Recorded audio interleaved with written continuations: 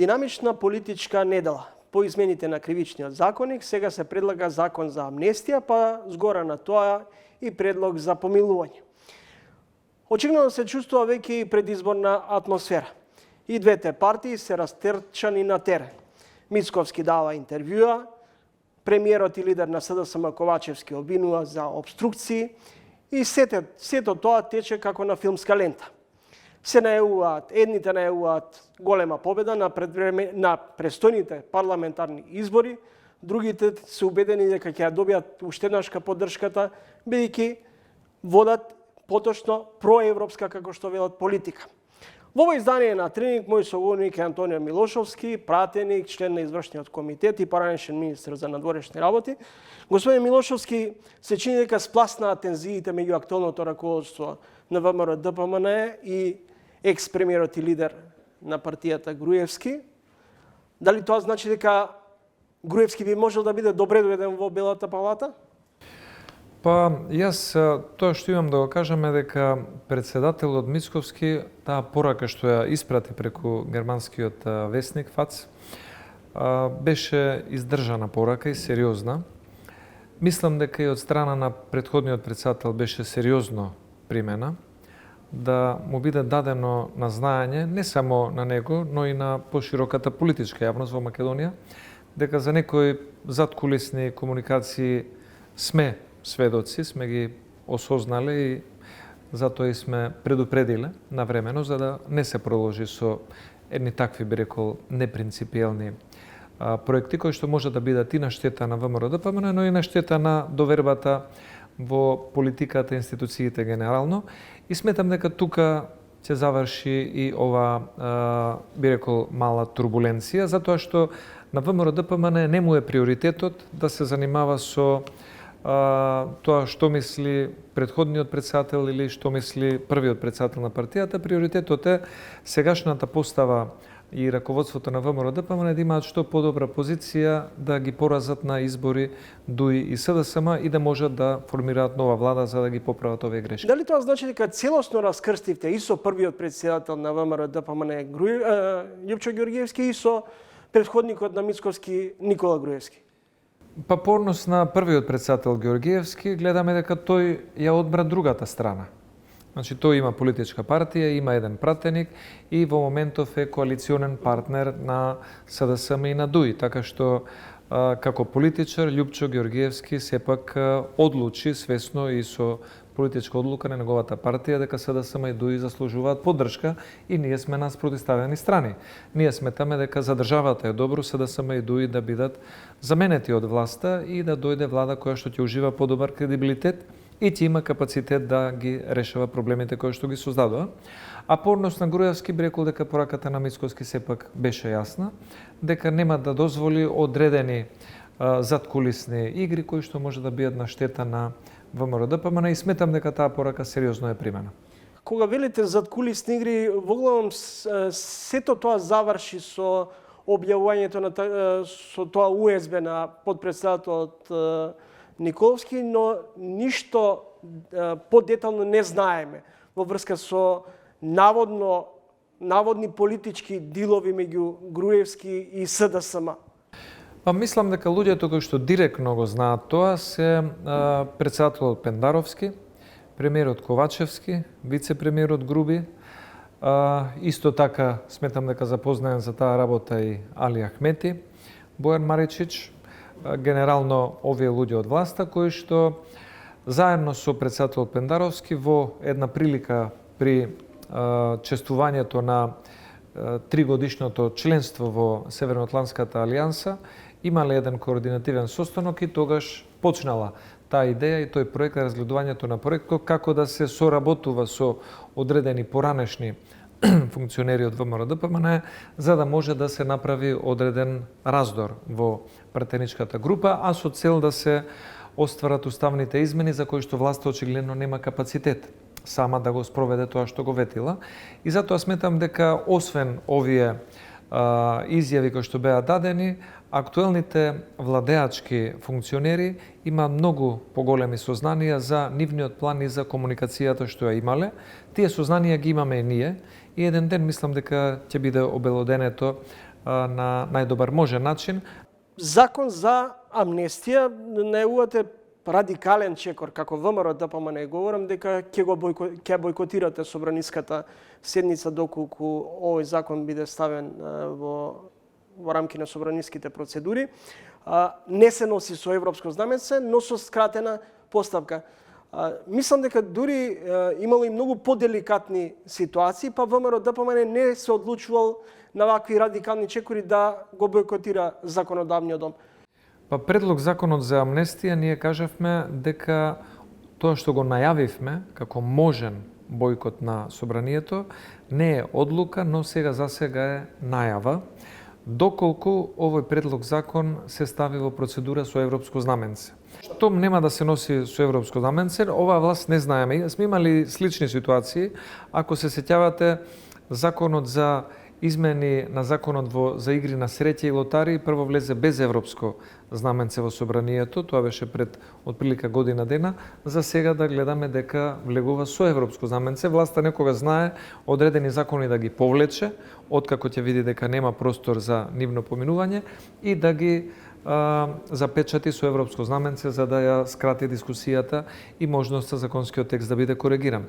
Доколку овој закон за амнестија не се носи со европско знаменце, тогаш ние ќе бидеме присутни и ќе го блокираме законот со долги дискусии со многобројни амандмани.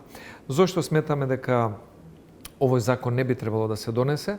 Затоа што се работи за еден закон кој што го руши начелото на правда, ги наградува оние кои што биле санкционирани од правосудниот систем и мислиме дека тоа наградување е селективно направено во комуникација помеѓу двете партии, би рекол Алијанса на албанците и ДУИ, кои што од политички опоненти станаа сега политички сојузници и сметаме дека амнестирањето на наркодилери, на луѓе кои извршувале насилство, разбойништво или некои биле помагатели на случајот кај Смилковското езеро при убиството на 5 недолжни граѓани, навистина не треба да биде дел од законскиот систем на Македонија и затоа сметаме дека треба да се попречи, а она што го имаме како сознание е дека токму ДУИ и Алијанса разговараат, точно знаат кој би добил ослободување од ослужување на затворска казна и тие луѓе планираат да ги искористат во изборната кампања за време на парламентарните и претседателски избори следната година. Затоа сметам дека овој закон нема за цел хумана мисија на условно кажано ресоциализација или растоварување на затворските установи, туку дека има политичка мисија каде што политичката елита на Алијанса и ДУИ се договара со условно би кажал подземјето во Република Македонија за да може да си завршат едни на други одредена услуга. Бугарија ќе ги објави имињата на 120.000 граѓани на Македонија кои добиле бугарски пасоши, меѓу нив има политичари, градоначалници, пратеници. Дали ова е обид за заплашување на домашните политички елити, бизнисмени и градоначалници? И дали меѓу нив се препознавате и вие? Бугарија сметам дека оваа тактика ја користи како дополнителен притисок да го докаже тоа што е незината цел. А тоа е дека во Македонија не живеат 1000 изјаснети македонски бугари, туку дека живеат многу повеќе од тоа и самата ваква најава е препознавање на еден сигнал дека Бугарија нема да сопре со незините блокади во следниот период. Ова е една најава дека која е нивната цел е да докажуваат дека процентите кои што во Македонија се важни, тие ќе ги оспоруваат и со самото тоа ќе наметнуваат нови изговори за блокади, но немаме против, нека ги објават. Јас како човек и како политичар имам само едно државјанство и пасош, што е на Република Македонија, а ги повикуваме и СДСМ и ДУИ да го прифатат предлогот на ВМРО ДПМН, поднесен пред 18 месеци, кога предложивме дека во законот за пратеници ќе се вметне клаузула исто како што е во законот за амбасадори, кандидат за пратеник и пратеник да може да биде лице кое што поседува само државјанство на Република Македонија. Тогаш СДСМ го одби овој предлог, не знам од кои причини, но добро би било да размислат, за да може на таков начин, како што се бара од еден амбасадор да биде лојален само на една матична држава, така да може и од пратениците да се бара да бидат лојални, да ги застапуваат интересите само на Република Македонија. И се надевам дека ваквата, би рекол, дебата поведена од страна на Бугарија, која што си има своја задна намера, ќе ги натера да размислат СДСМ и ДУИ да го прифатат предлогот на ВМРО ДПМН, секој пратеник да има можност да има само едно државјанство и тоа да биде на Република Македонија. Господин Милошовски, зошто сте категорично против внесувањето на бугарите во преамбулата? Дали тоа го темелите исклучио врз вашите проценки дека тука нема да запрат барањата на официјална Софија, или пак постојат други причини поради помалку антибугарската политика која водите како раководство? ВМРО ДПМН нема ништо против Бугарија, ниту против бугарскиот народ, ниту било кој граѓанин на Македонија кој што се чувствува соодветно на ова прашање на таков начин или се изјаснува. Но имаме против непринципелни уцени кои што гледаме дека немаат за цел да ги зближат двете држави и двата народи. Јас со сигурност ви тврдам дека Македонија и Бугарија пред подпишувањето на договорот за така наречено добрососедство во август 2017 година имаа многу подобри и политички, и економски, и културни, и спортски, и трговски односи отколку што имаат денес. Денес Македонија и Бугарија имаат толку заладени односи колку што имале во времето на студената војна. Зошто се паднати билатералните релации, односно односите меѓу двете соседни земји се доведени до степен на недоверба, недоразбирање? Да, односите се паднати на најниско можно ниво затоа што власта во Македонија, тука не ја исклучувам ниту власта во соседна Бугарија, се согласија, дозволија и прифатија билатерални историски прашања да станат дел од секојдневната комуникација помеѓу двете држави. И наместо да се даде приоритет на стопанската комуникација, на инфраструктурното поврзување, на образовната размена, на трговските односи, на взаимното дипломатско помагање, ние сега во Македонија стануваме преокупирани со уставните измени или со улогата на историските личности во македонската историја или во бугарската историја, само заради грешката што ја направија Борисов, Заев со подпишувањето на договорот за добрососедство и која што грешка ја продолжија Бујар Османи, Маричич и Ковачевски со подпишувањето на протоколите за измена на одредени учебници, настани, називи и така натаму. Затоа сметам дека Еве и да претпоставиме дека во наредниот период нема да се усвојат уставните, нема да дојде до промена на уставот со цел внесување на бугарите во преамбулата, претендирате да дојдете на власт. Претпоставам дека можеби Жешкиот Костен ќе треба вие да го решавате како владеачка гарнитура. Како би го решиле проблемот со официјална Софија? Според словенечко-хрватскиот модел, проблемот, најголемиот проблем во ова наметнато, би рекол, барање за смена на уставот, сепак уставот е прашање кое што ги задира сите македонски граѓани и тоа е еден општествен договор на граѓаните во една држава. И не е уставот било што за да се менува по желба на било кои соседни држави. Но, доколку на Бугарија ова е врвен приоритет, а на Македонија приоритет е членството во Европската Унија, и доколку Европската Унија има за цел да удоволи на двете земји секоја да стигне до својот приоритет, тогаш ние сметаме дека словенско-хрватскиот модел е многу добар структурен модел, каде што се согласија Словенија и Хрватска кој што има реален проблем за Пиранскиот залив, концесијата која што треба да биде направена или компромисот да стапи на сила во моментот кога Хрватска ќе стане членка на ЕУ. Доколку во Бугарија има расположение тоа да биде прифатено, Македонија би можела да го разгледува овој модел на решавање на овој создаден проблем, но ќе треба силна поддршка од Европската Унија, што ќе биде и тест за ЕУ дали навистина сака реално ново проширување. Господин Милошовски, ќе вратам во 90-тите години во колумна на вашиот тогаш сопартиец, пријател Филип Петровски, ќе напише дека Антони Милошовски предлагаше ревизија на македонската азбука и дека сте објавиле книга со наслов Исчашена азбука и дека македонската азбука погордно сте ја нарекле Караджица. Не сум ме нарекол никаде така македонската азбука. Мислам дека во овој случај на споменатата личност Петровски има одреден личен анимозитет, кој што датира од времето на Унијата на млади сили, кога заедно членувавме и имаше во 98 година би рекол некое джентлменско правило двајца од младинците да бидат на листите за пратеници. Тогаш јас бев исклучен од таа игра, имаше недоразбирање со Филип Петровски. Веројатно тоа се провлекува и до ден денес за одредени еве вакви би рекол импутирања. Зошто за Антони Милошовски кодификаторот на македонскиот јазик Блаже Коневски е џуџето од Небреголо? Блаже Коневски, исто како и Венко Марсковски, исто како и Киселинов, исто како и другите луѓе кои што учествувале во кодификацијата на македонскиот јазик, јас ги сметам како луѓе кои оставиле траен белег во македонската историја и во македонската јазична посебност. Но тоа што било, да кажам, слобода на поетско изразување на еден млад човек, без да се употреби било каква, она што го кажавте вие, некаква, би рекол, навредувачка терминологија, нека си остане во слободата на едно студентско време, кога Антони Милошовски размислувал малку побунтовнички, по-анархистички, би рекол, од тоа што е како политичар денес поконвенционален.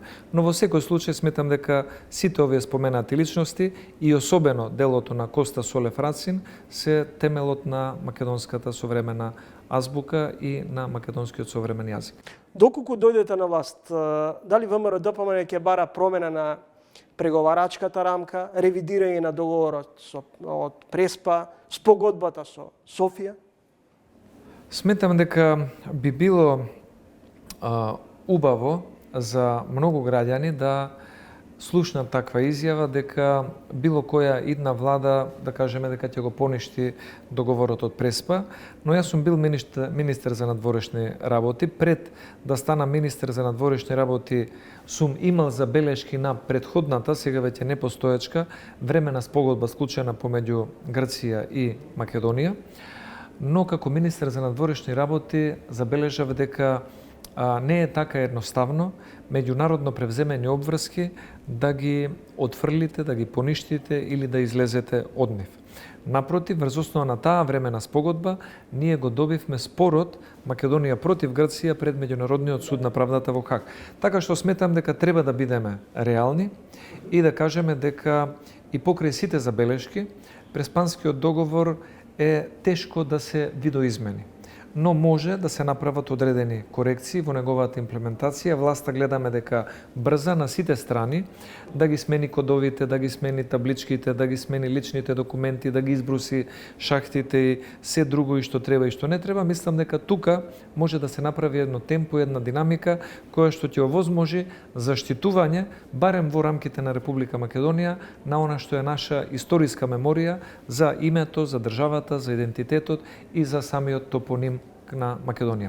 Од друга страна, по однос на договорот за добрососедство, сметам дека во самиот договор за добрососедство владата на СДСМ и владата на соседна Бугарија предвиделе клаузула за излегување од договорот. Дали тоа ќе се случи или не, дали тоа ќе биде целосно или парцијално, тоа зависи и од однесувањето на Софија. Овој договор би требало да ги зближува двете држави, но гледаме дека после склучувањето на овој договор Бугарија создава повеќе препреки за Македонија отколку што ни нуди поддршка. И затоа би требало да зависи и од Софија дали и со какво темпо овој договор ќе се почитува или можеби ќе се одлучи владата да го преразгледа и од одредени клаузули да отстапи. Гледате Трибун, гостин во емисијата Антони Милошовски, пратеник од ВМРО-ДПМН, член на извршниот комитет на најголемата опозицијска партија. Господин Милошовски, не е спорно дека најголемиот дел од анкетите и истражувањата покажуваат голема поддршка за ВМРО-ДПМН кога и изборите да се случат. Прашањето ми е дали преферирате во пакет да идат претседателските и парламентарни избори? Ние сметаме дека тоа е најдобра опција. Во крајот на април, условно кажано, се поклопуваат и двата термини, да има председателски избори и да има редовни парламентарни избори. Првата причина е економска. Македонија не е пребогата земја, во услови кога штрекуваат пензионери, кога имаме незадоволни здравствени работници, образовни работници и слично, навистина е голем луксус во еден така краток период, во првото полугодие од 2024 година, да се трошат буџетски пари на два изборни циклуси. Тоа е првата причина. Втората причина е по однос на институциите. Кога имаме предизборна кампања и избори, најчесто се случува голем дел од институциите, од набавките, од функционирањето, од целиот систем да биде во една состојба на полупарализа. И ако ние имаме председателски избори во април, а имаме парламентарни избори во јуни, тогаш ние ќе имаме ваква полупарализа на системот 7 или 8 месеци. Да. Тоа ќе биде лошо за стопанството, ќе биде лошо за граѓаните, ќе биде лошо за самите институции. И третата причина е затоа што сметаме дека доколку има само председателски избори, со ваквиот тренд кој што беше забележан и на пописот, на намалување на стапката на наталитет, на зголемување на стапката на иселување и присутност на резидентното население, навистина ќе биде голем предизвик во вториот круг на председателските избори да имате излезеност од отприлика 750.000 гласачи, за да може да се постигне цензусот за избор на председател. Затоа би било многу и државнички и рационално ако имаме председателски парламентарни избори заедно, со тоа што вториот круг на председателските избори би се совпаднал со првиот и единствен круг на парламентарни избори и би се обезбедила сигурна голема излезеност и цензус за изборот на председател, ако е подобар, нека победи. Какви се коалицијските капацитети на ВМРО-ДПМН во однос на можноста да бидете партнери, например, со дел од албанските партии?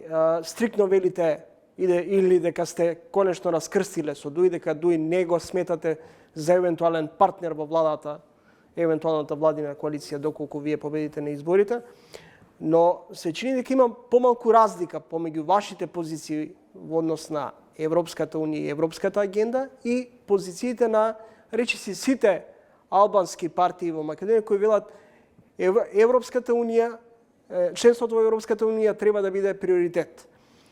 А вие велите ЕУ да, но не по секоја цена. Видете, по однос на Европската унија и членството, јас мислам дека многу се помали разликите помеѓу политичките партии во Македонија, а битната разлика која што може да биде направена е самиот став на ЕУ. Нам во изминатиот период и во изминативе години ни недостига цврст, уверли став дека ЕУ го сака проширувањето и дека е незин приоритет.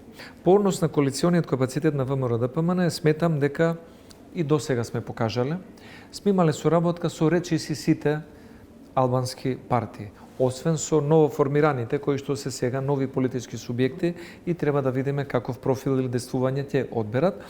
Но нам ни е целта да соработуваме со политичките партии кои што сакаат Македонија да се реформира без изговори. ЕУ да не се користи како изговор дека реформите во државата се блокирани. ЕУ не е виновна за оние турбуленции и деградирање на Републичкиот судски совет. ЕУ не е виновна што Рамиз Мерко е на црната листа на Соединетите Американски држави. ЕУ не е виновна што фирмите на Дуи или блиски нивни спонзори ги добиваат сите тендери на најголемите државни набавки. Затоа сметаме дека во овој момент, изминативе 20 години, особено последниве 5, Дуи стана генератор нивни функционери, дел од нив, од високата корупција во самиот систем. И затоа сметаме дека е добро за Дуи и добро за државата и за самиот систем и институции Дуи да биде во опозиција и да се даде шанса да се автокоригира.